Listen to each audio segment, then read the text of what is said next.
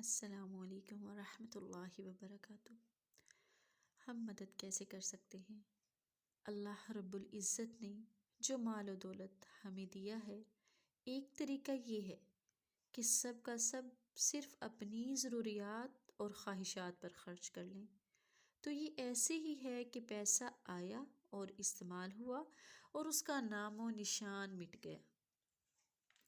دوسرا طریقہ یہ ہے کہ آپ نے صرف ضروریات پر خرچ کیا اور اپنے مال میں غربا، یتیم اور مساکین کو بھی شامل کیا۔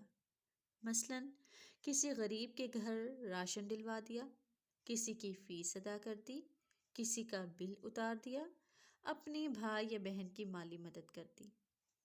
تو ایسی صورت میں آپ کا مال نیکیوں کی صورت میں اللہ سبحانہ تعالیٰ نے یوں محفوظ کر لیا کہ مرنے کے بعد قبر کے اندھیروں میں، حشر کے میدان میں، حساب کتاب کے وقت یہ آپ کے کام آئے گا۔ لہٰذا اپنی خواہشات کو محدود کر دیں اور اپنے دلوں میں، اپنی نظر میں وسعت پیدا کریں۔ اکثر لیڈیز اپنے ہسبینڈس کو روکتی ٹوکتی ہیں، ان کا دل تنگ ہو جاتا ہے جب شوہر اپنے ماں باپ اور بہن بھائیوں پر خرچ کرتا ہے۔ تو اگر شوہر آپ کے حقوق پورے کر رہا ہے اور کچھ اپنے رشتہ داروں پر خرچ کر رہا ہے تو انہیں مت روکیں، یہ تو آخرت کے لیے سامان تیار ہو رہا ہے، اور رشتہ داروں پر خرچ کرنے کا حکم بھی اللہ سبحانہ تعالیٰ نے دیا۔